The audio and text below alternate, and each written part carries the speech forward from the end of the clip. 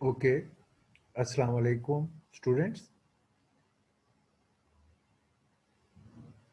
Hello, आपको आवाज़ आ रही है मेरी? और स्लाइड भी नज़र आ रही है? यस सर, वालेकुम अस्सलाम। Okay, we are starting our cryptography and network security next lecture. Before we start, do you have any questions from the previous material which you want to clarify or understand?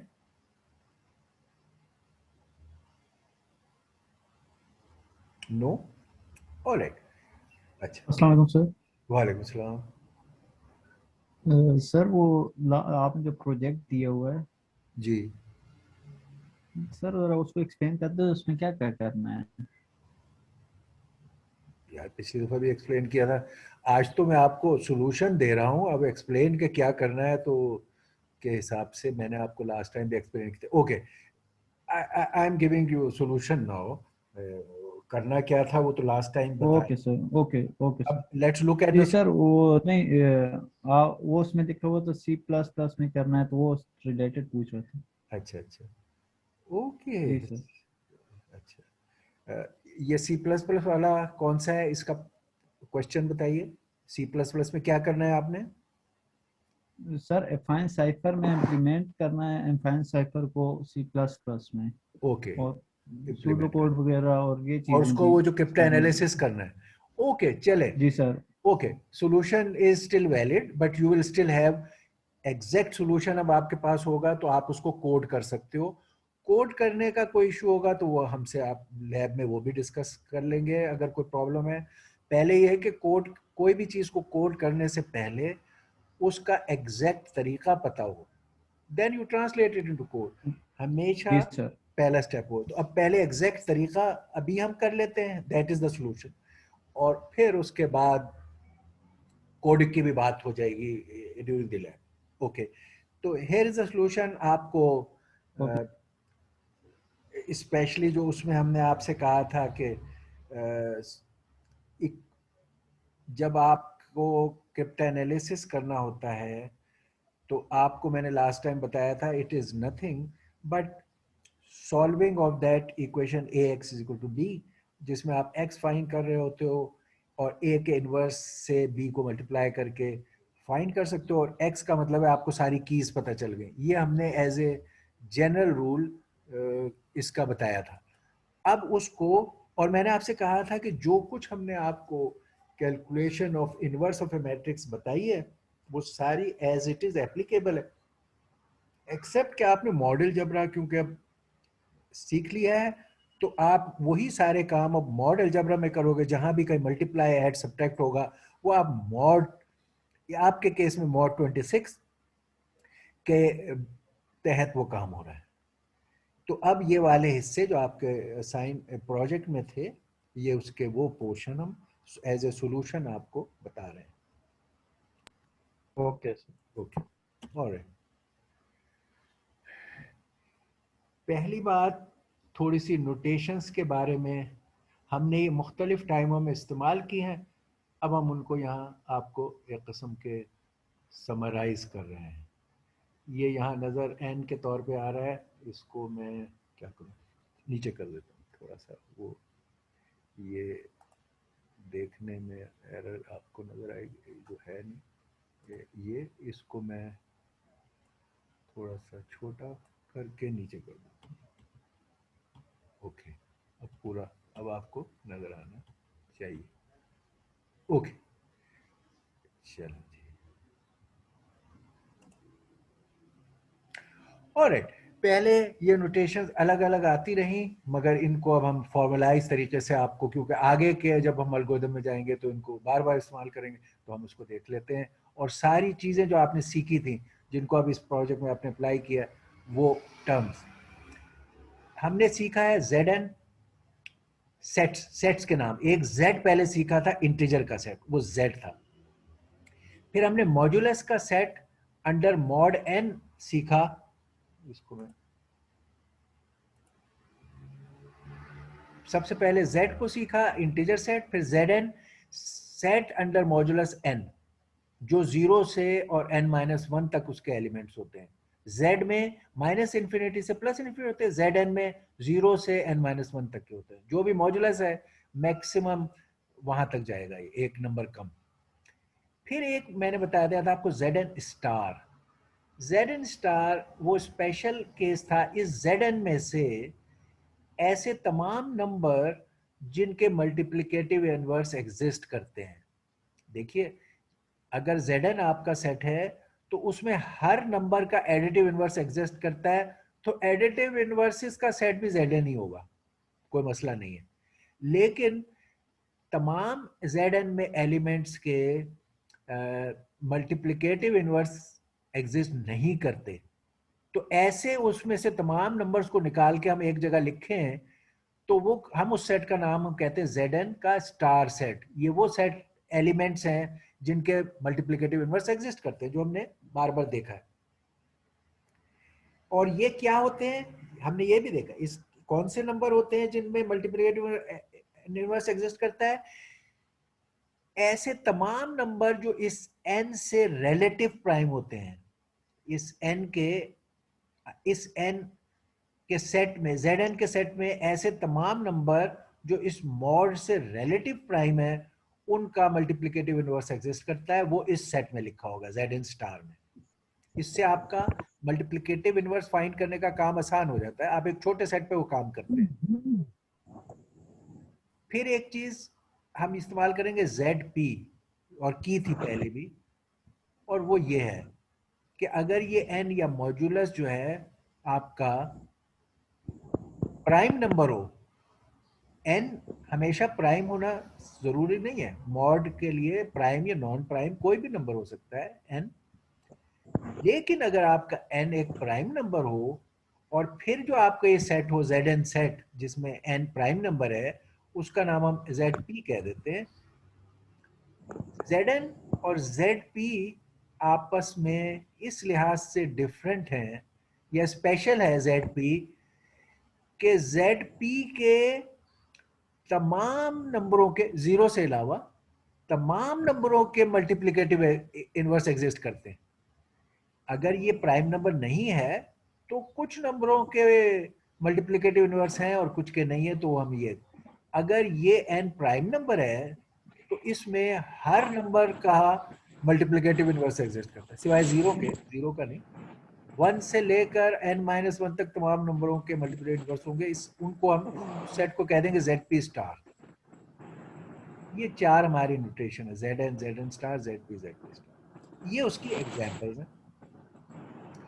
ये देखिए Z6, क्या मतलब, ये एक mod 6 के under जो set है उसके एलिमेंट्स क्या होंगे, वो ये होंगे 0, 1, 2, 3, 4, 5। 0 से लेकर n-1 तक एलिमेंट्स होते हैं इसमें Zn में। तो ये Z7 में ये 7, 0 से लेकर 6 तक एलिमेंट्स होंगे Z7। Z10 0 से लेकर 9 तक एलिमेंट होंगे। तो ये Zn की एग्जांपल है कि Zn क्या होंगे, उनके एलिमेंट्स क्या होंगे। अब मैं Zn स्टार की एग्जांपल दिखाता हूँ। Z6 का Z6 स्टार क्या होगा, ऐसे तमाम नंबर्स जिनके मल्टीप्लिकेटिव इनवर्स एग्जिस्ट करते हैं वो उस सेट में आपने डालने हैं। और वो क्या नंबर होंगे, जो इस सेट 6 के रिलेटिव प्राइम होंगे, कोई कॉमन फैक्टर नहीं होगा। 1 में 1 ही होता है तो 1 तो हमेशा ही होगा, 1 का कोई कॉमन फैक्टर नहीं है 6 के साथ।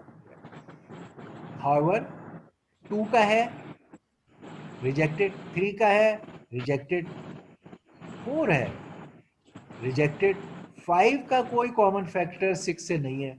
ओके, तो इस Z6 स्टार में 1 और 5 है, ये रिलेटिव प्राइम है, ये वो सेट है जिसके मल्टीप्लिकेटिव इनवर्स एग्जिस्ट करते हैं। अच्छा, इसी तरह ये 7, इसका Z7 स्टार, ये मैंने आपको अभी ऊपर बताया कि अगर ये नंबर प्राइम नंबर हो मॉडुलस का तो इसके तमाम नंबरों के मल्टीप्लिकेटिव इनवर्स एग्जिस्ट करते हैं सिवाय जीरो के। तो हम देखेंगे Z7 स्टार में 1 से लेकर 6 तक तमाम नंबर हैं, एंड यू कैन वेरीफाई कि इन सबके मल्टीप्लिकेटिव इनवर्स एग्जिस्ट करते हैं। इसी तरह Z10 में ये प्राइम नंबर नहीं है, तो कोई नंबर होंगे जिनका होगा मल्टीप्लिकेटिव इनवर्स, कुछ नहीं होंगे। हमने ये पहले एक दफ़ा एग्जाम्पल में किया था कि Z10 स्टार में ये 3 नंबर है, इनके मल्टीप्लिकेटिव इनवर्स एग्जिस्ट करते, बाकी के नहीं। तो अगर आपके पास ये सेट है तो आप मल्टीप्लिकेटिव इनवर्स फाइंड कर सकते हैं आराम से, आसान हो जाता है। इसी हेडिंग में ZP और ZP स्टार की एक एग्जांपल, Z13 0 से 12 और Z13 स्टार 1 0 नहीं है, 1 से 12 ऑल द नंबर्स। ये जो हमने आपको ये सीखे थे आपने, जब आप देख चुके हो कि ये जो सिखाया था ZN स्टार, ZP स्टार और ये मल्टीप्लिकेटिव इनवर्स, एडिटिव इनवर्स, अब आपने ये देख लिया कि ये आप बड़े एक्सपेंसिवली आपके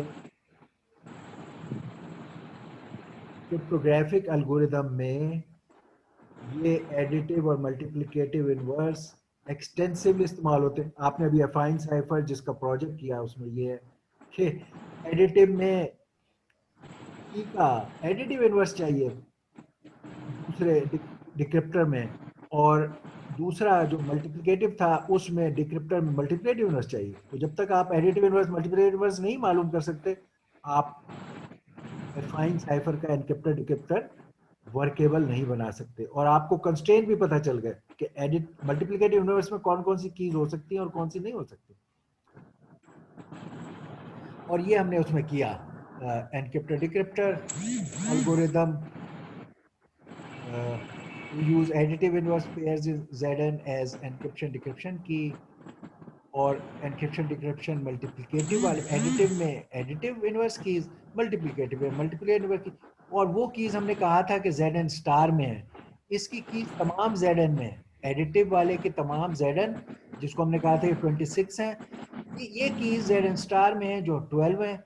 और फिर हमने कहा था 16 इंटू 12 312 नंबर है, so many possible cases of keys.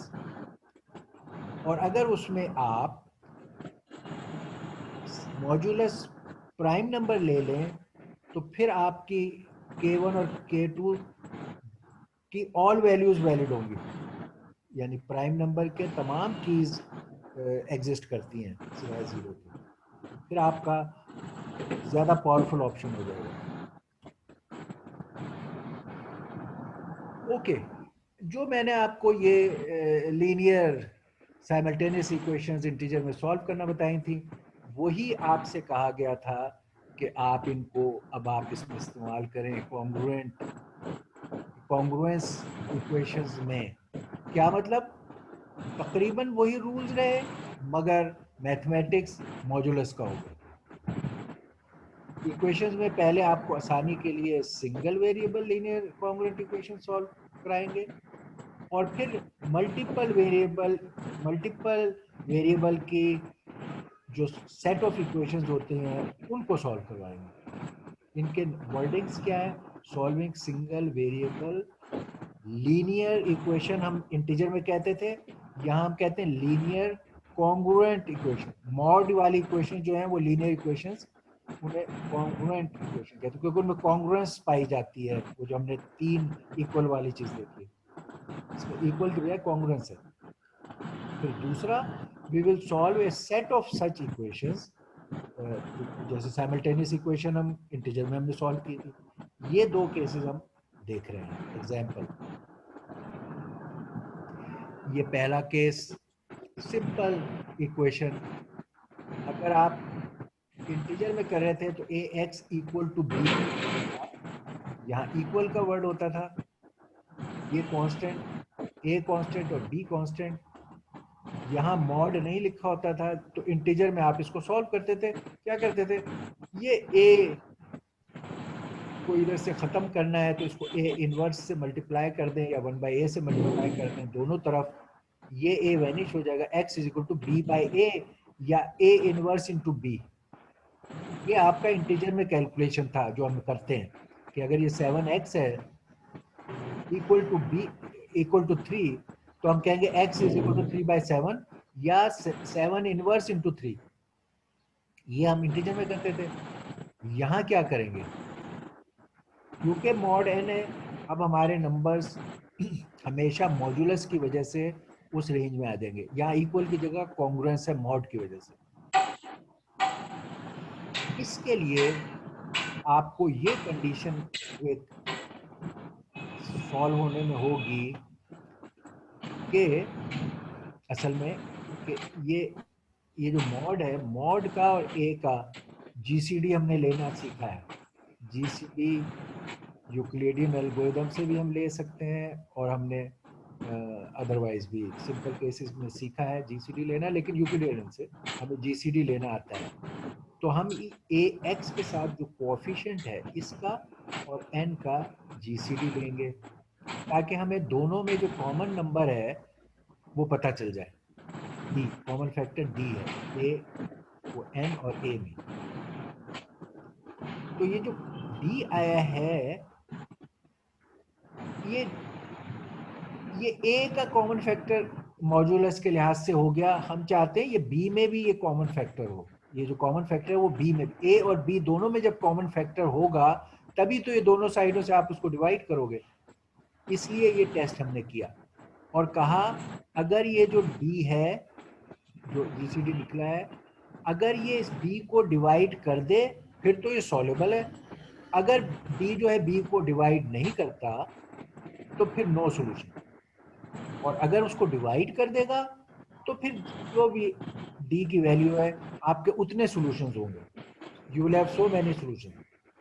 ठीक है, तो अब आप कह रहे हो ऑल राइट, अब आपका एक इक्वेशन आपको दी गई, आपको करने के लिए आप क्या करेंगे, पहले ये जीसीडी मालूम करेंगे डी, इसको दोनों साइडों से डिवाइड कर देंगे, क्योंकि अब डी हमें पता चल गया है कि ए को भी डिवाइड करता है और बी को भी डिवाइड करता है। अब ये सॉल्व हो सकती है। अब हम सॉल्व कर रहे हैं, हमने ए को भी डी से डिवाइड किया, ए डैश हो गया, बी को भी डी से डिवाइड किया, बी डैश हो गया। अब हमारा कोई मसला ही नहीं है। हम पहले तो सिंपल x फाइंड करना है। x will be yes a dash का inverse multiply by b dash mod n dash. ये n को भी हमने डिवाइड किया d से, सबको d से डिवाइड कर दिया है। ये वाली इक्वेशन अब ये बन गई है, मॉड भी चेंज है, मॉड n डैश है। तो अब इसको सिंपल सॉल्व करना, x0 या पहला सॉल्यूशन क्या है, x is equal to a dash, इधर आके a dash inverse into b dash. तो x का आंसर है in this mod, that's the answer. तो आप सॉल्व कर लो, आंसर आ गया। ये इसको हम कहते हैं पर्टिकुलर सॉल्यूशन, जो बेसिक सॉल्यूशन है, पर्टिकुलर सॉल्यूशन। अब इस सॉल्यूशन के बाद हम, जैसे हमने कहा कि अगर ये d है कॉमन फैक्टर तो there will be d solution. तो d सॉल्यूशंस कैसे निकलेंगे, पहला सॉल्यूशन जो निकाला उसे x0 हमने कहा यहाँ पे, फिर सारे सॉल्यूशन इस x0 को में ऐड कर दें k n डैश। तो आप k की वैल्यू 1 रखें, 2 रखें, 3 रखें, 4 रखें, 5 रखें, तो आपके वो सॉल्यूशंस निकलते जाएंगे। ऑफ कोर्स k की वैल्यू हमने कहा है कि आपकी अप टू d हो सकती है, तो 1 से लेकर d-1 तक, यानी less than d, d values possible है 1 से लेकर d-1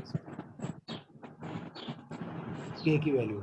और आप इनको सॉल्व करें, यहाँ पर कोई मॉड अप्लाई नहीं हो रहा इधर, क्योंकि अब ये आप जनरल सॉल्यूशंस निकाल रहे हैं और k की वैल्यू निकालते जा रहे हैं।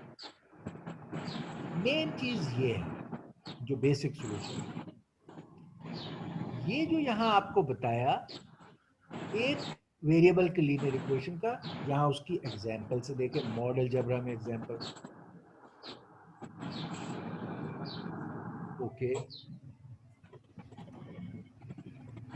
अच्छा जी, अब एग्जांपल सॉल्व करें। सिंगल वेरिएबल के लीनियर कॉन्ग्रुएंट इक्वेशंस को सॉल्व करने की एग्जांपल्स हम देख रहे हैं। पहली एग्जांपल, सॉल्व दिस। ये इसमें पहला स्टेप a और n का जीसीडी निकाला। a और n का जीसीडी निकाला 5।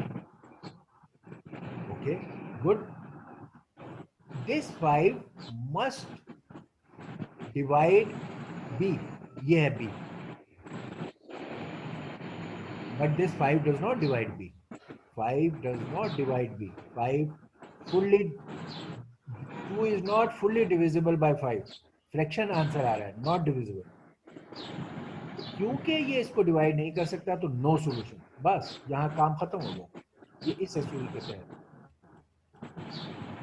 जो मैंने कहा, if D does not divide B, no solution, काम खत्म।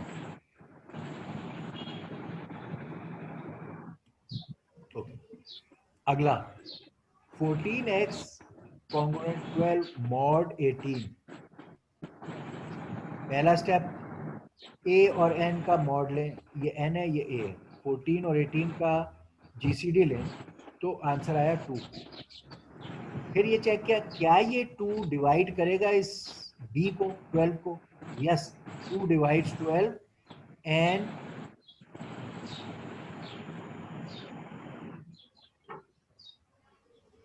अब हम इसके सॉल्यूशन होंगे, क्योंकि 2 इस 12 को डिवाइड कर रहा है तो इट विल हैव सॉल्यूशंस। कितने सॉल्यूशंस? ये जो डी का आंसर है, D solution, D is 2, so there will be 2 solution. 2 क्या होंगे? पहला सॉल्यूशन तो x0 जो कि आपका वही पर्टिकुलर सॉल्यूशन है, और फिर एक और जनरल में एक और सॉल्यूशन x1, x0 और x1, 2 solution. Let's find out how. ये पहले वो इक्वेशन लिखी जिसको हम सॉल्व कर रहे हैं। आपने 14 और 18 का GCD लिया जो कि आया 2, आपने सबको 2 से डिवाइड कर दिया, इसको भी, इसको भी, इसको भी। अब आपकी इक्वेशन बन गई 7x कॉन्ग्रुएंट 6 मॉड 9। ये जो मैंने डैश वाले लिखे थे, अब आपकी इक्वेशन ये हो गई, GCD से हर चीज को डिवाइड कर दिया। अब लाइक इंटीजर मैथ आप कहोगे x is equal to 7 inverse, ये 7 इधर ऊपर है, उधर 1/7 होगा, 1/7 की बजाय हम 7 इनवर्स लिखते हैं।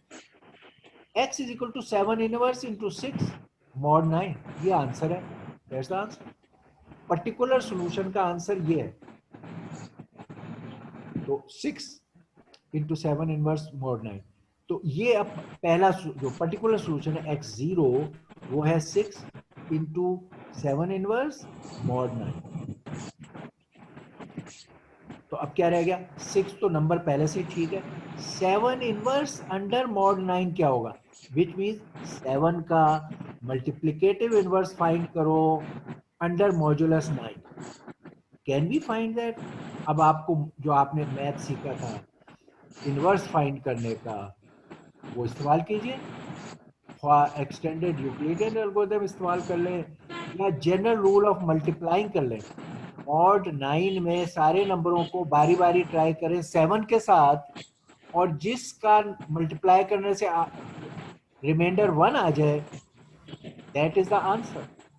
तो मैंने लेट से ब्रूट फोर्स तरीका ट्राई किया, मॉड 9 के तमाम नंबर ट्राई किए 1 2 3 4 5 6, और मैंने देखा व्हेन आई ट्राइड 4 तो मैंने कहा 6 इंटू 4,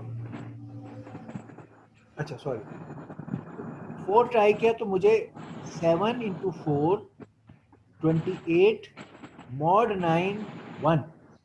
तो 7 को अगर मैं 4 से मल्टीप्लाई करूं तो अंडर मॉड 9 मुझे 1 मिलता है, इसलिए 7 का मल्टीप्लिकेटिव इनवर्स इज 4। 7 इनवर्स की जगह 4 मैंने लिख दिया, बस आंसर हो गया। इसको कैलकुलेट कर लें, 6 into 4 24 mod 9 6, 6 is the answer. आप चाहें तो इसको वेरीफाई कर लें कि क्या मेरा आंसर सही है। आंसर किसी इक्वेशन का वेरीफाई करने का क्या तरीका है? उस आंसर को उस इक्वेशन में लिख दें, x की जगह यहाँ 6 लिखें और देखें क्या ये बैलेंस होती है। इधर 6 से मल्टीप्लाई करके मॉड 18 लें और इधर 12 का मॉड 18 लें, आपके दोनों तरफ आंसर 1 होंगे। अगर 1 है इसका मतलब ये आंसर आपका सही है। ये सॉल्व हो गई।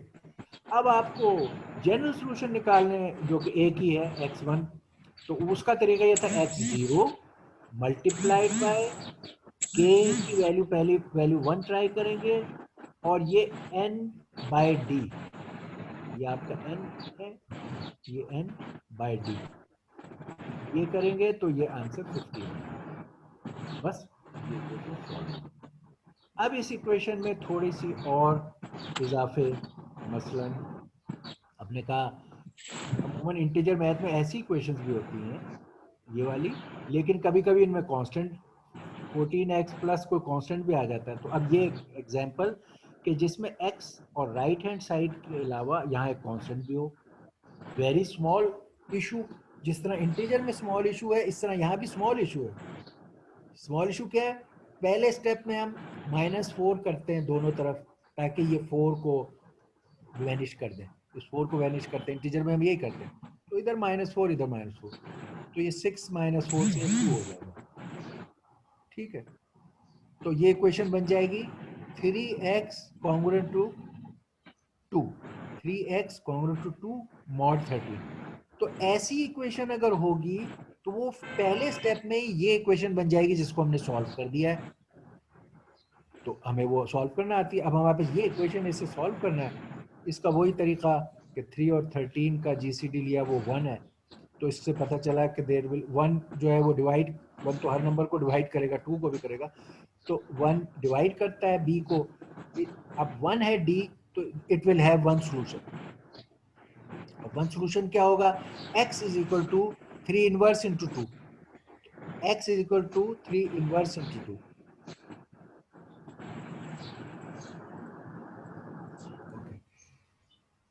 तो 3 का इनवर्स अंडर मॉड 13 फाइंड करेंगे। 3 का इनवर्स अंडर मॉड 13 इज 9, क्योंकि 9 इंटू 3 इज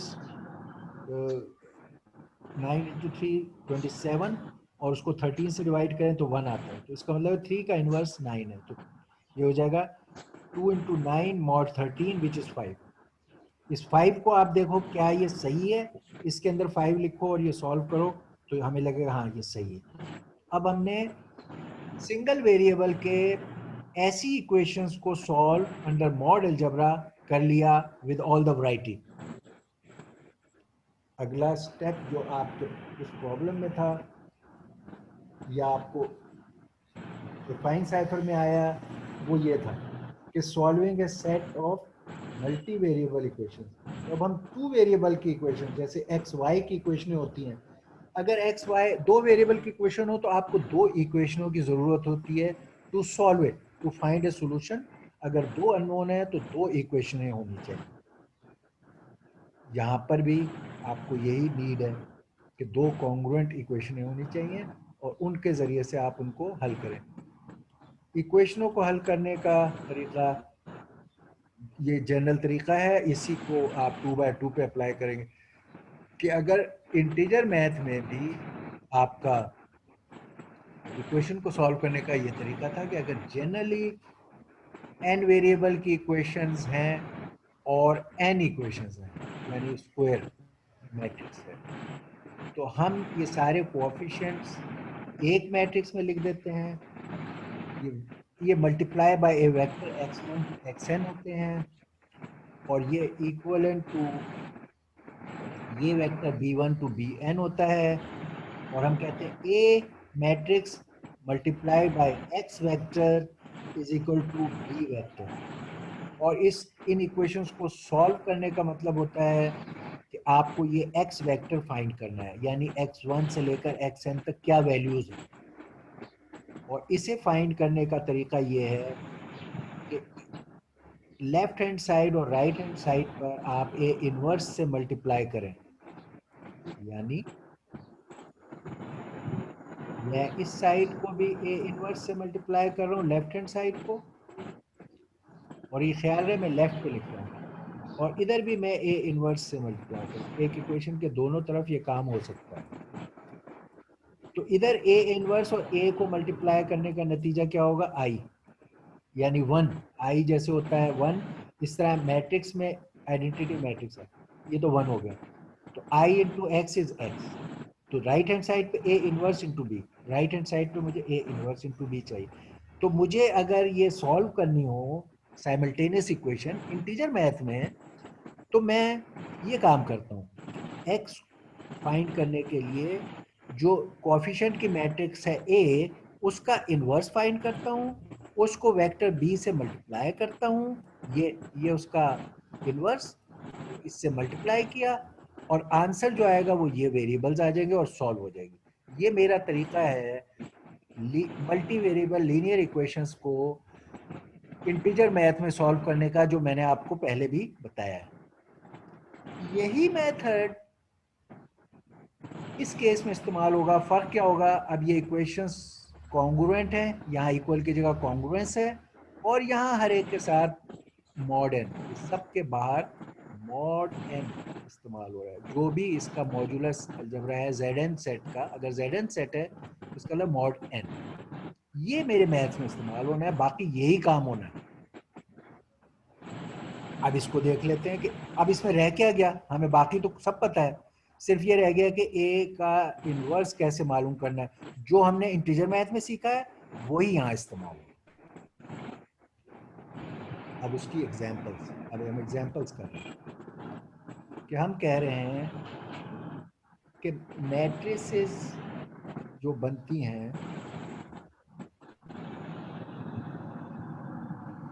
इस केस में उस मैट्रिक्स का नाम रेजिड्यू मैट्रिक्स हमने रख दिया। वही मैट्रिक्स जब मॉड के साथ इस्तेमाल हो रही है, उसके बाहर मॉड लिख दिया है और उसका मैथ चलाएंगे तो हम इसी मैट्रिक्स को रेजिड्यू मैट्रिक्स, क्योंकि रिमाइंडर, मॉड का मतलब है फिर रिमाइंडर्स लिखे जाएंगे, तो ये रेजिड्यू मैट्रिक्स है। हमने अभी देखा कि हमें जब सॉल्व करनी है इक्वेशन तो हमें मैट्रिक्स का इन्वर्स मालूम करना होता है। ठीक है, मैट्रिक्स का इन्वर्स मालूम करने का मतलब, जो पहले ये स्लाइड हमारे इंटीजर वाली ही है, it is the same slide I have reproduce, कि अगर ए मैट्रिक्स है उसके साथ अगर एक ऐसी मैट्रिक्स हो कि जिससे मल्टीप्लाई करने से आंसर आई आता है, आइडेंटिटी बन जाती है, तो वो जो दूसरी मैट्रिक्स है वो उसका इन्वर्स है। यानी अगर एक मैट्रिक्स ए को उसके इन्वर्स से मल्टीप्लाई, इन्वर्स मैट्रिक्स से मल्टीप्लाई करें तो आंसर आई आता है, आई मैट्रिक्स, ये डायगोनल आई आइडेंटिटी मैट्रिक्स है। तो इन्वर्स मैट्रिक्स एक ऐसी मैट्रिक्स है कि जिससे अगर किसी मैट्रिक्स को मल्टीप्लाई करें तो उसका आंसर आइडेंटिटी मैट्रिक्स है। ये जब आप सॉल्व कर लो और वेरीफाई करना चाहो तो आप हमेशा ये कर सकते हो कि आपका इन्वर्स जब आपने फाइंड किया, try multiplying it with the original matrix and see कि आपको डायगोनल आइडेंटिटी मैट्रिक्स मिली या नहीं। ये हमारा इंटीजर का रूल था, वही है। तो इस सूरत में बी, जब ये केस हो तो ये matrix is the multiplicative inverse of matrix A, तो इसको हम खाली इनवर्स ऑफ मैट्रिक्स ही कहते हैं, मल्टीप्लिकेटिव इनवर्स की बजाय इनवर्स ऑफ मैट्रिक्स। अच्छा, अब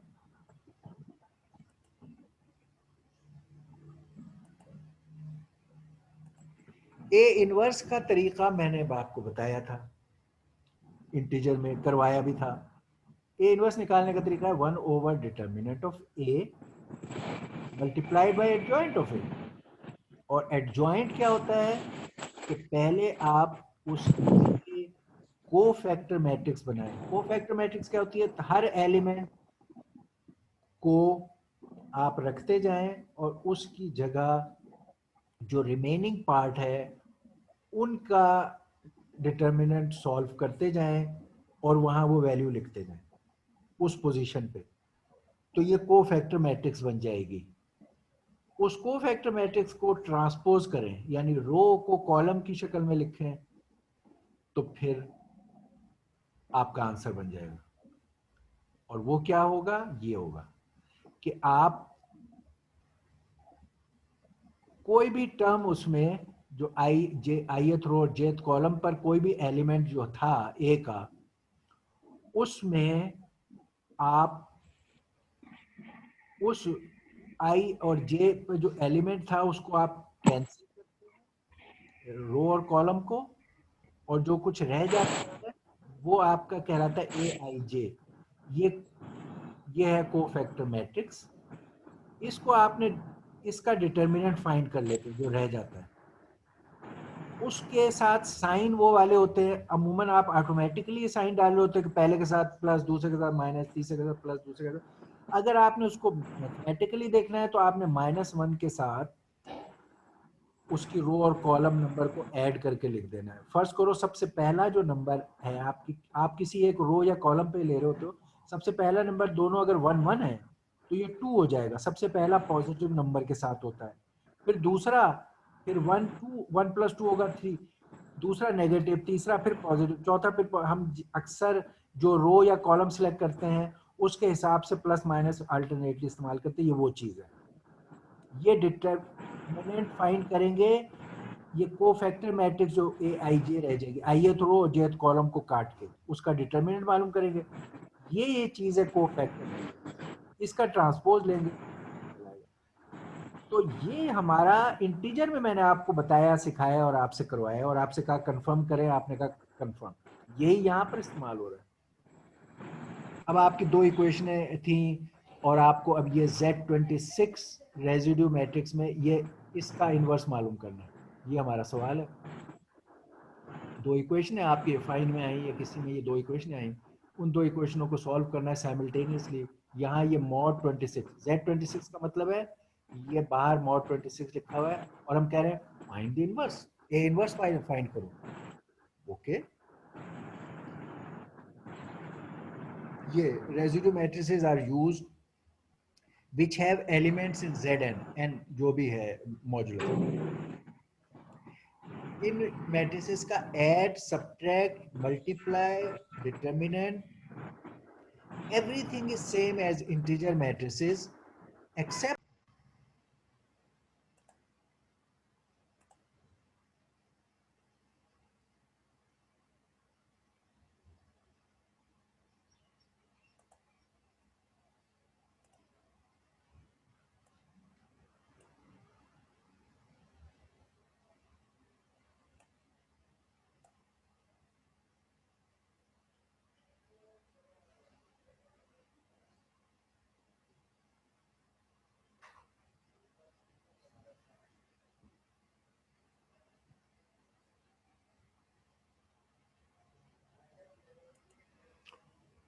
ओके,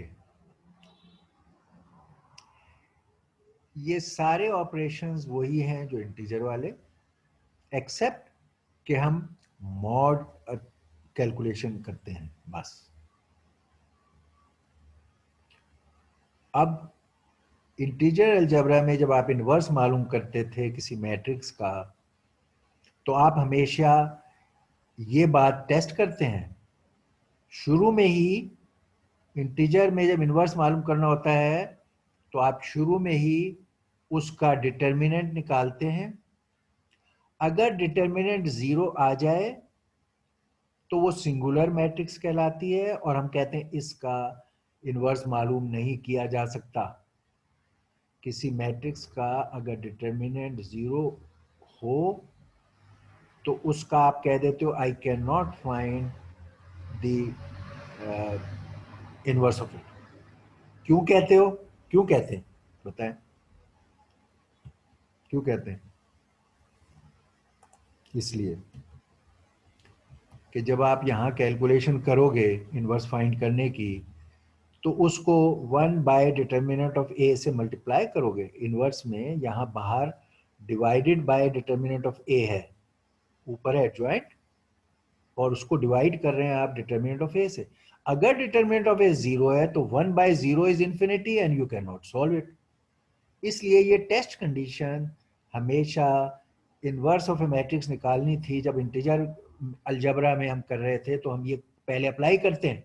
एज सुन एज ये 0 हो जाए उसमें हम कहते हैं we can not find the inverse. अगर 0 नहीं है we proceed with calculation of this remaining thing.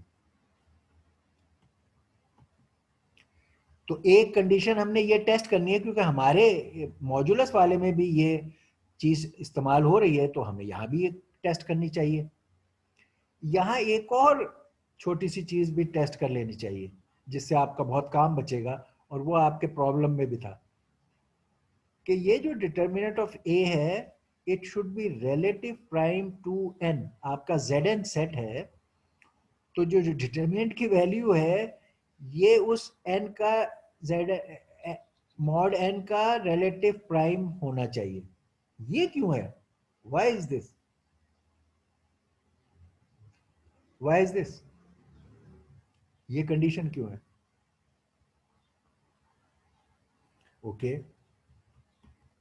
ये कंडीशन इसलिए है, अगेन इसने 1/डिटर्मिनेंट ऑफ ए है, इसका मतलब है आपको डिटर्मिनेंट ऑफ ए का इनवर्स इसको ऊपर लाने के लिए कोई 1/a हो तो उसको मल्टीप्लाई का मतलब है मल्टीप्लाइंग बाय ए इनवर्स, तो आपको डिटर्मिनेंट ऑफ ए के इनवर्स से इसे मल्टीप्लाई करना होगा। तो डिटर्मिनेंट ए का इनवर्स इन मॉड अलजेब्रा आपको फाइंड करना पड़ेगा, और डिटर्मिनेंट ऑफ ए का इनवर्स हमें पता है multiplicative inverse only then you can solve if it is a number which is relative prime to n। अगर कोई number relative prime to n होता है तो उसका मल्टीप्लिकेटिव इनवर्स निकल आता है। इसलिए ये जरूरी है कि determinant a should be relative prime to n, जिसका मॉड अलजेब्रा आप कर रहे हो। दो शराइत है, एक तो ये जीरो नहीं होना चाहिए, जीरो होगा तो इन्फिनिटी हो जाएगा। दूसरा ये है कि n का रिलेटिव प्राइम होना चाहिए ताकि जब आपको इसका मल्टीप्लिकेटिव इनवर्स कैलकुलेट करने की जरूरत पड़े तो वो सॉल्व हो जाए। अगर ये ऐसा नंबर है जो रिलेटिव प्राइम नहीं है तो इसका तो आपसे डिटरमिनेंट ए का इनवर्स निकलेगा ही नहीं, तो आगे कैसे चलोगे? इसलिए ये दो शराइत आप शुरू में चेक करते हैं। ये जब चेक कर लिए, अब आप इस तरह सॉल्व कर लोगे one by determinant A adjoint matrix of A mod N, बस ये उसका सोल्यूशन है।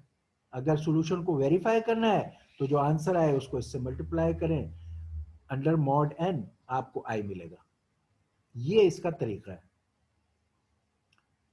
अब इसको, ये जो हमने एग्जाम्पल आपको ये दी थी यहाँ कि ये करो, अब इसका सॉल्व, ये रूल पता चल गया, अब इसको सॉल्व करते हैं। Multiplicative inverse of following residue matrix in Z26। Mod की अहमियत है, यहाँ मॉड 26 बाहर लिखा हुआ आपको थ्रू आउट लिखना पड़ेगा। तो 5 17 8 3। सो रेजिड्यू मैट्रिक्स इन Z26, इसका आप पहले डिटर्मिनेंट मालूम करें। 5 into 3 into 8, 5 into 3 minus 8 into 17, जो आंसर आए उसको आप लें मॉड 26, हमारा मॉड अलजेब्रा है, मॉड 26 लें तो 50, ये जो 15 माइनस ए बिग नंबर, जब इसको मॉड 26 लेंगे मे बी आपको एक माइनस नंबर आएगा, उसमें 26 ऐड करेंगे तो आपको ये आंसर 9 आ जाएगा। विच इज दी, अब आपने इस 9 को देखा, एक तो ये जीरो नहीं है और दूसरे it's a relative prime to 26। इसमें दोनों बातें आपको ही पता चल गया 9 कहां से आया। ओके, मॉड अलजेब्रा में आपने खाली डिटर्मिनेंट निकाला, डिटर्मिनेंट कैसे निकलेगा? 5 इंटू 3, जिसमें ऐसे ही निकलता है 5 इंटू 3 माइनस 8 इंटू 17,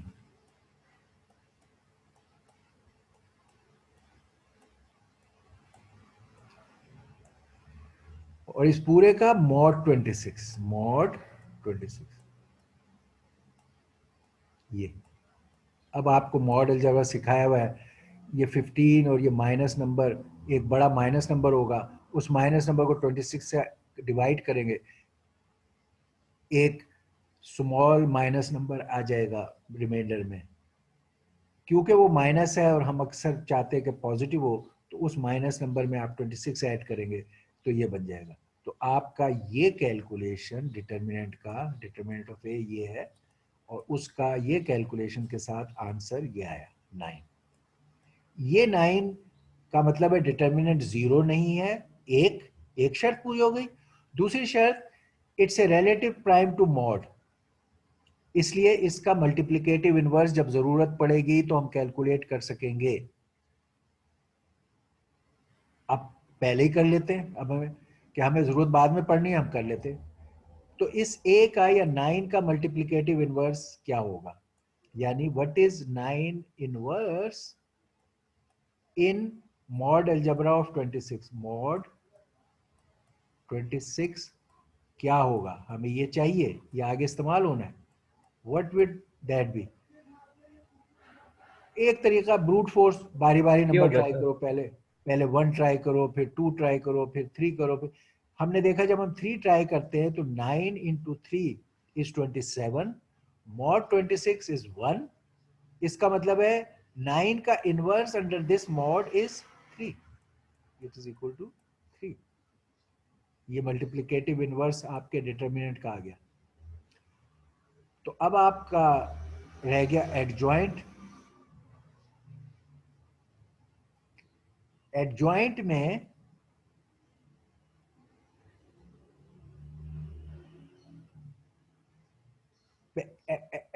इसको मैं आपको क्लासिकल मेथड से ये सॉल्व करना बता रहे हैं। 2/2 में एडजॉइंट का एक बड़ा स्ट्रेट फॉरवर्ड तरीका है, जो वो भी मैं आपको बता देता हूं। इंटीजर मैथ का है, ये सारी चीजें इंटीजर मैथ से ही आ रही हैं। पहली बात, कोफैक्टर वाला जो अभी आपको असूल बताया है, उसके तहत क्या होगा, आप सबसे पहले ये वाला सिलेक्ट करोगे, इस रो और इस कॉलम को कैंसिल कर दोगे, 5 आपका रह जाएगा। ठीक है, तो कोफैक्टर मैट्रिक्स में आपका यहां पर 5 आ गया।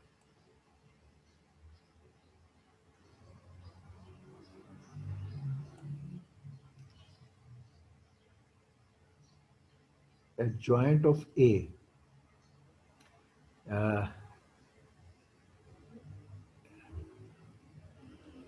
ओके सॉरी, ये आपका ए, एडजॉइंट ऑफ ए कर रहे हैं, इसका 5, ये ए है, आपने इस रो और इस कॉलम को लिया, और जो बचा आपके पास जो चीज वो ये थी 3, वो आपने यहां लिख दी, ये कोफैक्टर मैट्रिक्स आप लिख रहे हैं। फिर आपने ये दूसरा लिया माइनस के साथ, और इसमें इसको और इसको कैंसिल किया, तो माइनस साइन के साथ ये जो बचा था ये लिख दिया। फिर आपने तीसरा लिया, ये और ये को कैंसिल किया, ये प्लस था तो ये माइनस, माइनस के साथ आपने ये रो और ये कॉलम थी तो 8 लिख दिया, -8। ओके, फिर आपने ये वाला लिया, इस रो और इस कॉलम को कैंसिल किया, ये प्लस माइनस प्लस, प्लस के साथ 5 ये लिख दिया। ये आपका कोफैक्टर मैट्रिक्स बन गया। ये उस असूल के तहत जो अभी आपने सीखा था कोफैक्टर मैट्रिक्स, आपने इसका ट्रांसपोज लेना है। इसका आपने ट्रांसपोज लिया, रो को कॉलम में लिख दिया, दूसरी रो को कॉलम में लिख दिया, ये आपका एडजॉइंट ऑफ ए बन गया। अच्छा, ये हमने स्टैंडर्ड मेथड से पूरा कोफैक्टर मैट्रिक्स ट्रांसपोज करके ये निकाला है। जब आपके मैट्रिसेस का साइज जो आपके प्रॉब्लम में भी था 3/3 है, तो आपको इसी तरह करना पड़ेगा कि आप ये काटोगे, ये काटोगे, इधर 2/2 का बचेगा, उसको आप डिटर्मिनेंट उसका फाइंड करोगे, कैलकुलेशन करोगे, जो 2/2 का बचेगा, और वो लिखोगे नंबर। ये है जनरल में। हाउएवर 2/2 के मैट्रिक्स का एडजॉइंट फाइंड करने का एक सिंपल तरीका है, डायरेक्ट, और वो क्या है कि आप ए, अगर ये था आपका, तो आप ये 5 और 3 ये जो डायगोनल पे हैं इनको स्वैप कर लें, ये आपने पोजीशन स्वैप कर दी है। ये ठीक, इधर 5 था, इधर 3 था, आपने 3 उधर कर दिया, 3 उधर कर दिया, और 5 इधर कर दिया, स्वैप हो गए। बाकी जो इसके नंबर थे उनमें आपने बगैर स्वैप किए सिर्फ जो भी कुछ उनके साइन थे उनको अपोजिट कर दिया। इत्तेफाक से ये दोनों पॉजिटिव थे तो दोनों नेगेटिव हो गए, अगर कोई पहले से नेगेटिव होता तो अपोजिट हो जाता, उनकी साइन अपोजिट हो गए, तो -8 -17। तो अब ये आपकी एडजॉइंट ऑफ ए मैट्रिक्स निकल आया। ठीक है, अच्छा, अब क्या करना है, आपने सॉल्व करने के लिए इस एडजॉइंट को 1/डिटर्मिनेंट ऑफ ए से मल्टीप्लाई करना है। यानी एडजॉइंट ऑफ ए जो अभी आपको पता चल गया, इसको आपने मल्टीप्लाई करना है 1 ओवर डिटर्मिनेंट ऑफ ए, इस तरफ, असल में इस तरफ हम लिखते हैं 1 ओवर डिटर्मिनेंट ए का मतलब है डिटर्मिनेंट ऑफ ए का इनवर्स। आपको डिटर्मिनेंट ऑफ ए इनवर्स से इसे मल्टीप्लाई करना है, डिटर्मिनेंट ऑफ ए का इनवर्स। ये मैं तैयारी के वक्त पहले से ही कर चुका था। मैंने यहां पाया multiplicative inverse of determinant of A is 3, तो मैं इसको 3 से मल्टीप्लाई करूंगा, ये 3, इस मैट्रिक्स को, एडजॉइंट मैट्रिक्स को 3 से मल्टीप्लाई करूंगा, तो ये हो जाएगा 3 इंटू 3। अच्छा, मॉड हर वक्त बाहर चल रहा है, मॉड 26, तो मैं जब इस 3 से मल्टीप्लाई करूंगा 3 इंटू 3 9, 9 मॉड 26 इज 9। इस 3 को मैं -8 से मल्टीप्लाई करूंगा, -24, -24 मॉड 26 2। इस 3 को -17 से मल्टीप्लाई करूंगा, तो ये हो जाएगा -51, -51 मॉड 26 इज 1।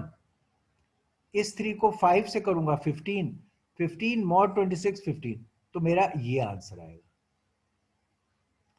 और अगर मुझे इसको वेरीफाई करना है तो मैं इस ए इनवर्स को इस ए से मल्टीप्लाई करूं, ये this matrix into this matrix करूं, तो मुझे आइडेंटिटी मैट्रिक्स मिलेगी। आइडेंटिटी मैट्रिक्स क्या होगी इस केस की?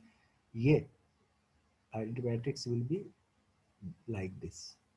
2/2 की आइडेंटिटी मैट्रिक्स का मतलब है 1 1 0 0।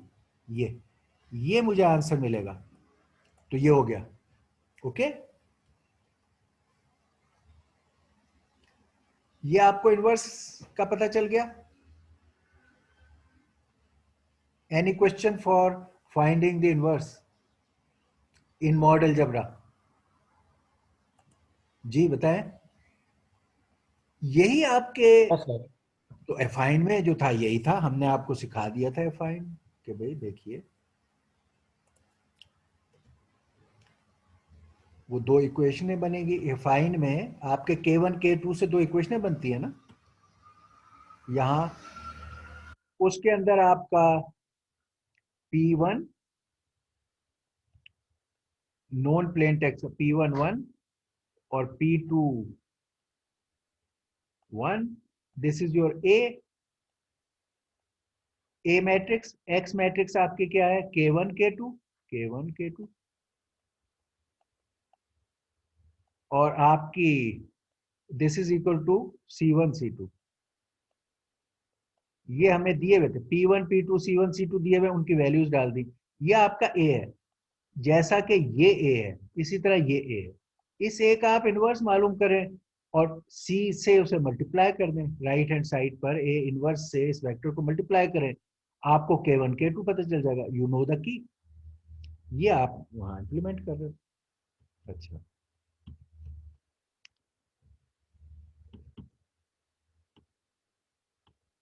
ओके, ये सारा कुछ एज इट इज जो इंटीजर मैथ में था वही 3 इक्वेशनों के केस में होगा, बिल्कुल सब कुछ यही, सिवाय इसके कि अब आपका वो जो एडजॉइंट कैलकुलेट करने का तरीका है वो आपको स्टैंडर्ड तरीका इस्तेमाल करना पड़ेगा, और शॉर्टकट मेथड नहीं है कि स्वैप कर लो। वो कोफैक्टर का स्टैंडर्ड तरीका जो आपको सिखाया है वो करेंगे, और फिर उससे आपके ये एक्स वाई और जेड की ये वैल्यूज आएंगी। अगर इन वैल्यूज को वेरीफाई करना है तो उसमें आप डालें, तो दोबारा वो ऊपर कॉन्ग्रुएंट इक्वेशन सेटिस्फाई होगी। ओके, अब any question about this part? No question? No sir. Okay, चले, तो अब हम आज का, ये हमारा पिछले उसका सॉल्यूशन आपसे डिस्कस किया हमने, और अब हम इसको कर लेते हैं आज का साथ बता।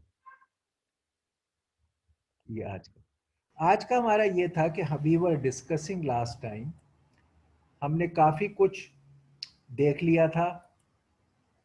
सर ये तो प्रोजेक्ट 2 था ना? हाँ, सर प्रोजेक्ट 3 सर ने अपलोड किया हुआ है।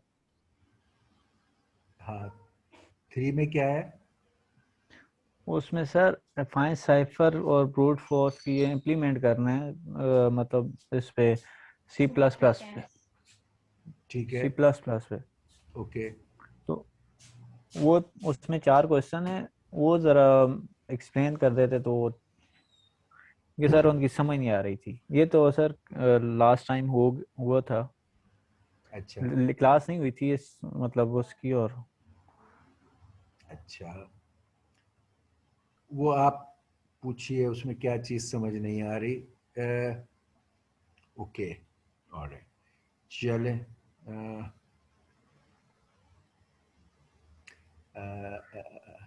Let's see. सर उसका कोड लिखना है ना। अच्छा, कोड लिखना समझ नहीं आ रहा, प्रॉब्लम समझ आ रही है। पहले जी सर। प्रॉब्लम समझ आई है कि ब्रूट फोर्स अटैक क्या होता है, ये समझ है पहले, तो ये जरूरी है।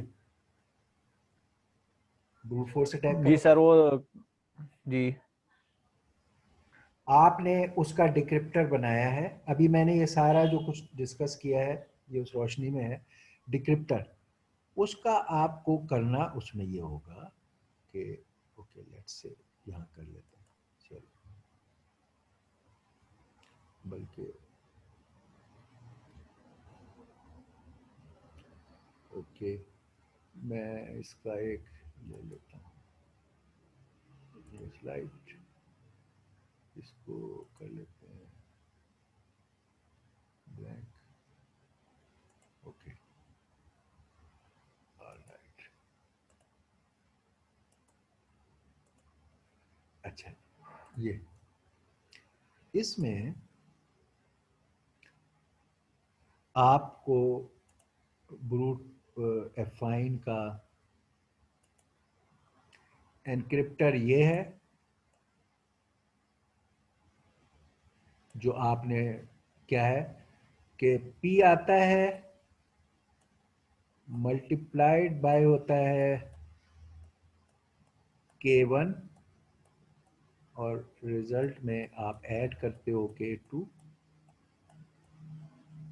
और उसका लेते हो mod 26 तो आपको मिल जाता है सी। सी सी ये सी पे ये चीज निकलती है। पी इधर से आया है, K1 K2 इधर से आए हैं, ये नंबर्स हैं। ब्रूट फोर्स अटैक का मतलब है पहले आपको तो K1 और K2 का सेट का पता हो कि K1 आपके ये मल्टीप्लिकेटिव इनवर्स है, इसका सेट पहले आप लग लो, जो प्राइम नंबर का सेट है K1 में वो डाल दो। 26 के जो प्राइम नंबर का सेट है वो K1 है, ठीक है। K2 में अगर आप डालोगे तो वो पूरा ही सेट होगा K2। चलो K2 के नंबर जो है वो सारे ही हैं 1 से लेकर और 25 तक सारे नंबर हैं। इसको सिंपल फॉर लूप से भी कर सकते हो, इसमें अलबत्ता आप बारी बारी यहाँ से सिलेक्ट करो। ये कीज की पॉसिबिलिटीज हैं। इससे आपने एक चीज को एनक्रिप्ट किया है, सी आया है आपका, इधर डिक्रिप्टर। ब्रूट फोर्स अटैक में डिक्रिप्टर की जरूरत होती है। डिक्रिप्टर जो है ये डिक्रिप्टर है, डिक्रिप्टर में जो सी इधर से एंटर होगा, इधर से आके ये सी आ रहा है, ये सी में पहले आप -K2 करोगे, -K2 ये मल्टीप्लिकेटिव इनवर्स ऑफ K2 हो गया। ओके फिर इसमें मल्टीप्लाई करोगे विथ K1 के इनवर्स से, K1 के इनवर्स से, और इससे आपको मिल जाएगा P। P ये P। अच्छा कीज वही है, K2 इधर वही है जो उधर था होना चाहिए, K1 जो उधर है वो होना चाहिए, और इससे आप अगर ये K1 K2 इस्तेमाल किया आपने। जी जी अबू बकर। सर ये वेक्टर का इन्वर्स कैसे फाइंड करेंगे, मतलब नंबरों का इन्वर्स कैसे फाइंड करेंगे, K1 का इन्वर्स। K1 का इन्वर्स जी अच्छा ये तो ऑलराइट, चले ये भी कर लेते हैं, ठीक है। कि अच्छा, यहाँ हाँ सही है, यहाँ आपको क्योंकि डिक्रिप्टर के एल्गोरिदम में K1 इनवर्स चाहिए, तो आपको ये रेलेवेंट है कि यार ये कैसे करेंगे। यहाँ mod 26। अच्छा, आपके पास कई ऑप्शन है। एक ऑप्शन एक्सटेंडेड यूक्लिडेड एल्गोरिदम जो आपको दिया हुआ है उसको एज इट इज इंप्लीमेंट करें। उसमें जो B होता है, N और A से उस N और B से शुरू होते हैं और उसका इन्वर्स मालूम हो जाता है। जो T के केस में जो चीज होती है T1, वो एक तरीका आपको इन्वर्स के लिए एक्सटेंडेड यूक्लिडेड एल्गोरिदम दिया हुआ है, उसको इंप्लीमेंट, उसका एल्गोरिदम भी दिया हुआ है, उसे यूज करें और इन्वर्स फाइंड करें। दूसरा चले यहाँ सर पर, वो तो किया हुआ है, लेकिन उसमें वो एक चीज है T1 T2 और T उस एल्गोरिथम में। जी जी, जी, उसमें वो T क्या चीज है? ओके, अच्छा, ठीक ठीक, गुड। के अब आप इम्प्लीमेंट करने का यही फायदा है प्रोजेक्ट, कि अब आप रेलेवेंट क्वेश्चंस पूछ रहे हो। क्योंकि हम जब शुरू में वो पढ़ाते हुए बार बार कह रहे थे कि भाई ये पूछो, ये कैलकुलेट करो, इसके बारे में सवाल करो, तो उस वक्त सवाल नहीं अराइज हुआ। अब अच्छी बात है कि प्रोजेक्ट की समझ वजह नहीं से, आ रहा था सर, उस चीजों की समझ नहीं ओके आ रही थी। ओके, चले वो टी टी ये चीज है कि पहले आप ये देखो R1 R2 में जो चीजें हैं ना, पहले उसको देखो। R1 R2 और R को देख लोगे तो वो T भी उसमें हो जाएगा, ठीक है। जब आप यूक्लिडियन एल्गोरिथम इस्तेमाल करते हो, मैं यहाँ यहीं कर लेते, चलो R1 में आप लेते हो, फिर ये R2 लेते हो, इधर आपका क्वोशंट आता है, इधर आपका रिमाइंडर आ जाता है आर। ये यूक्लिडियन एल्गोरिदम के हिस्से हैं। जब आप जीसीडी मालूम करते हो, एन और ए का मालूम कर रहे हो, तो यहाँ एन लिख देते हो, यहाँ ए लिख देते हो, और फिर उसका मालूम करते हो, ठीक। अच्छा, ये रिमाइंडर आ जाता है जब आप इसको इससे डिवाइड करते हो, ये क्वोशंट होता है, ये रिमाइंडर होता है, यहाँ रिमाइंडर लिखते हो। अगले स्टेप में इसको इधर असाइन कर देते हो, इसको इधर असाइन कर देते हो, और फिर यही काम शुरू हो जाता है R1 R2 में। जो नए शिफ्ट के बाद चीज़ें आई हैं असाइन के बाद, उनको फिर उसी तरह यहाँ क्वोशंट रिमाइंडर, और ये चलता रहता है टिल द टाइम आपका एंड में यहाँ जब जीरो इधर आ जाए। तो जो ये चीज़ है इसको हम जीसीडी कहते हैं, ये जीसीडी, ये काम यूक्लिडियन एल्गोरिथम, उसका एल्गोरिथम आपको पता है। टी में अब इसके आगे एक्सटेंडेड जब हमने किया था, तो उसमें एक हमने एस से किया था। मल्टीप्लिकेटिव इनवर्स में एस वाले की जरूरत नहीं पड़ती, तो हमने एस वाले सेट को छोड़ दिया, टी टी को लें। टी में भी यही तीन चीजें हैं, T1 जो आप पूछ रहे हो, T1 T2 और टी। एस वाला जो था वो 1 0 से शुरू होता है, ये 0 1 से, इसकी सबसे पहले वैल्यू 0 1 होती है, और वहां से यही यूक्लिडियन वाला काम इस पे अप्लाई होना शुरू हो जाता है 0 1 पर।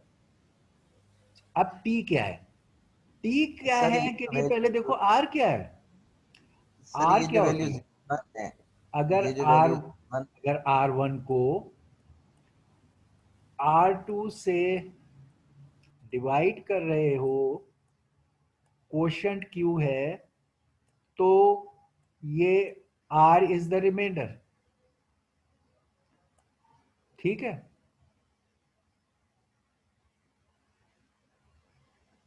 अगर R1 को डिवाइड कर रहे हैं आप R2 से, क्वोशंट Q है और R रिमाइंडर है, तो ये रिमाइंडर क्या है,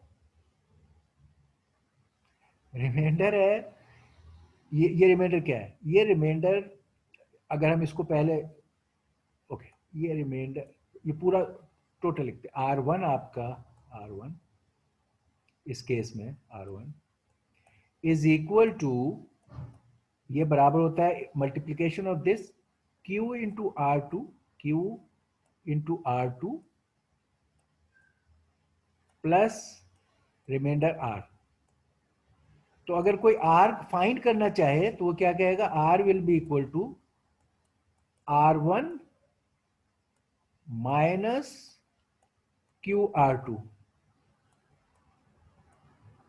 तो किसी भी स्टेप पे R मालूम करने के लिए अगर आपको R1 और R2 पता है तो R1 Q R2 की वैल्यूज डालोगे, R निकल आएगा यहां। अच्छा, बिल्कुल इसी तरह इधर भी यही है कि T1 को आप डिवाइड कर रहे हो T2 से और आप कह रहे हो Q वही है। Q अब आंसर हम इसमें लेते हैं कि Q जो उधर से आएगा वही Q इधर है, और अब इसका reminder is T is reminder. तो इस केस में T की वैल्यू जो आप कह रहे हो उसी असूल पर T will be T1 minus QT2। तो अब यहां ये अगर ये था 0 और ये 1 तो T will be 0 minus Q जो भी कुछ इधर से आया है, जो what ever is the Q multiplied by T2 आपके पास है ये 1, इससे आपको ये T निकलेगा और अगले स्टेप में यही फिर इस तरह शिफ्ट होगा। तो जिस तरह ये R रिलेटेड है बाय द बेसिक डेफिनेशन, इसी तरह ये T उसी असूल से हमने निकाला था और इसी तरह वो सारे प्रॉब्लम सॉल्व किए थे। ये हो गया अगर आप एक्सटेंडेड यूक्लिडियन एल्गोरिथम से कर रहे हो और उसमें आप कोड लिख रहे हो तो ये तरीका है, इसका हमने एल्गोरिथम भी आपको दिया है। दूसरा तरीका, आप कहते हो नहीं यार मैं एक्सटेंडेड यूक्लिडियन एल्गोरिथम अभी नहीं इंप्लीमेंट कर रहा, जबकि करना चाहिए, अच्छी बात है, एक दफा कर लो आइंदा काम आता रहेगा तो कर लो। कोई शख्स जो अभी उसको नहीं कर रहा ब्रूट फोर्स से करेगा तो ब्रूट फोर्स से करे। ब्रूट फोर्स में आपको K1 इनवर्स मालूम करने के लिए क्या करना पड़ेगा कि आप पहले तो ये K1 वो सेट है, K1 का पहले तो सेट ये लिखा आपने,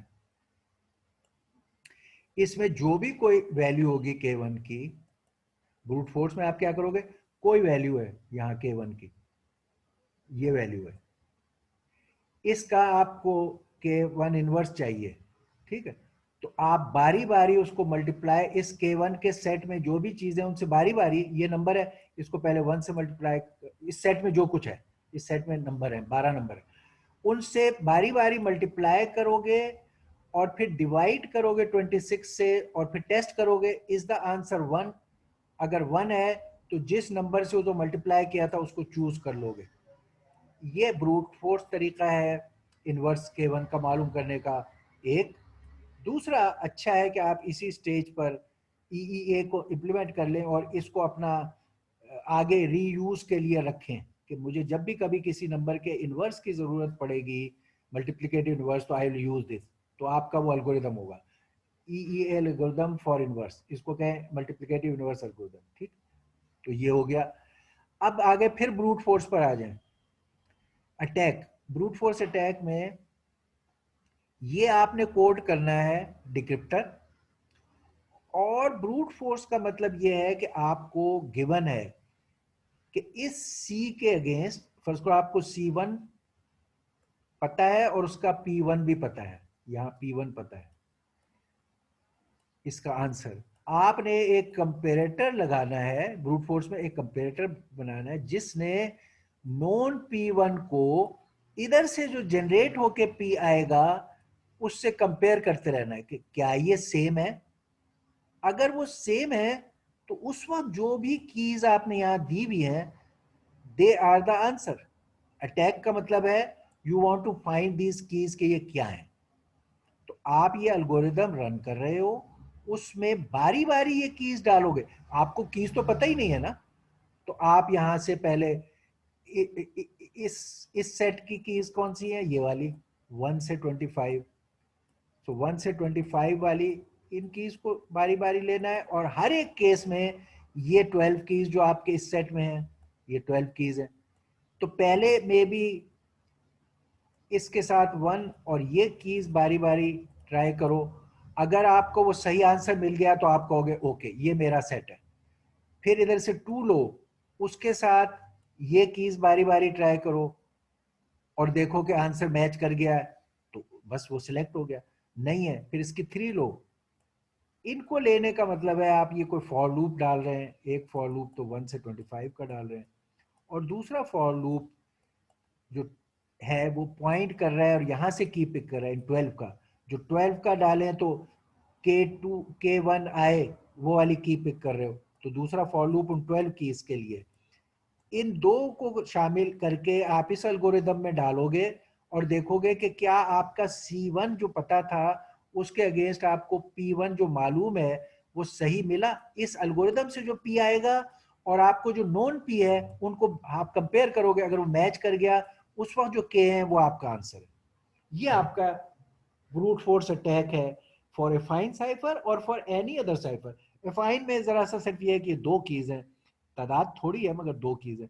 अक्सर साइफर में ये सिर्फ एक की होगी और बस ये काम आप एक की पे कर रहे होगे। एल्गोरिथम चलाओगे, की की तमाम वैल्यूज बारी बारी ट्राई करोगे, जिसकी वजह से राइट आंसर आ जाए आप कहोगे कि here is the key. Attack का मतलब you want to find the key. Okay, okay all right. Sir. Sir ये पी हमारे पास इनपुट आ रही है, करेक्टर जो वो डाल रहे हैं। जी फिर सवाल कीजिए। ये जो पी के 1 है सी के बाद, सी इक्वल टू पी के 1 प्लस के 2 हाँ एनक्रिप्टर में, हाँ सही। जो ये पी है, ये जो पी है ये क्या चीज है? ये वो वैल्यूज हैं जो वो दे रहा है पैरा मतलब उसके इनपुट्स।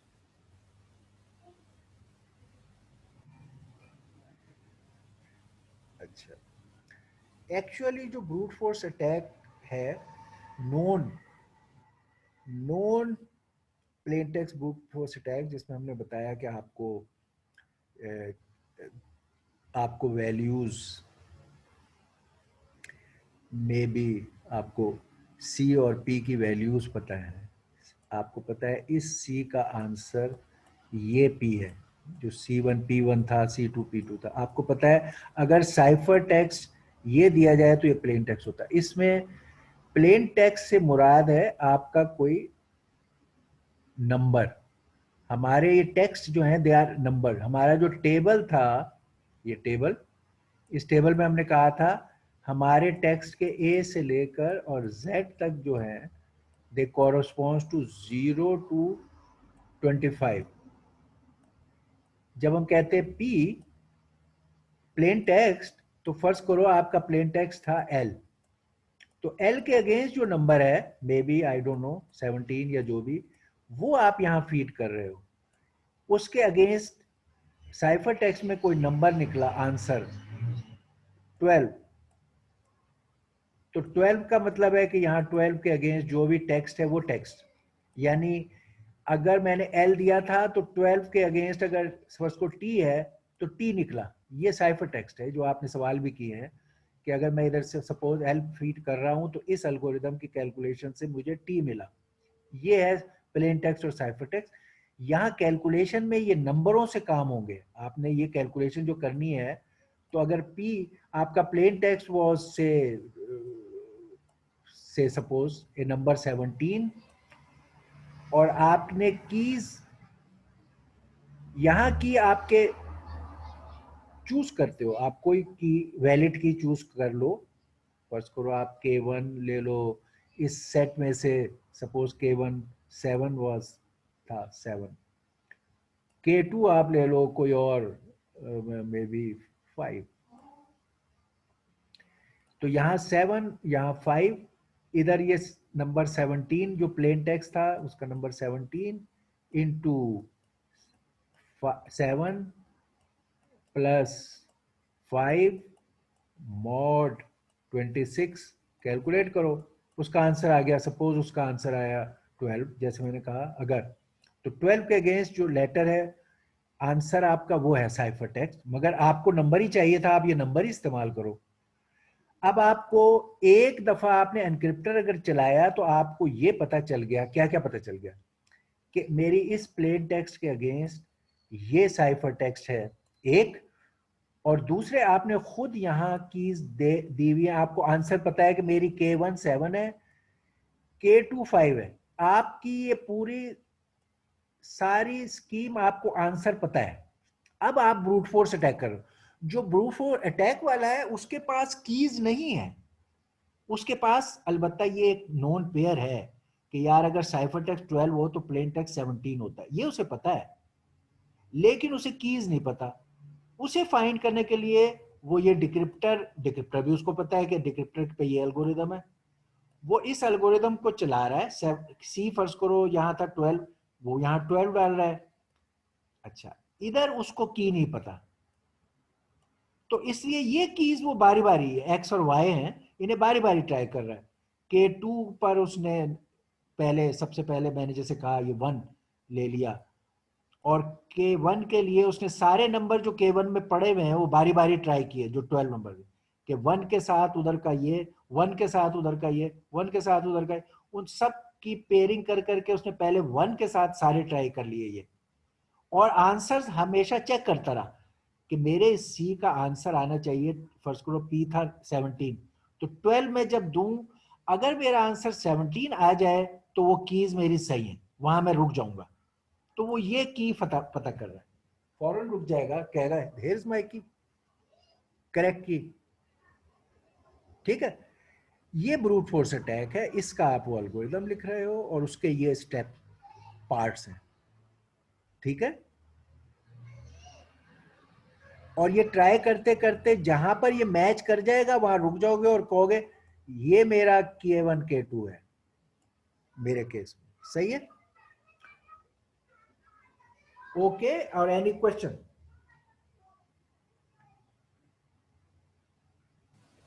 ट्राई जी करते हैं सर, पूछिए। देखते हैं।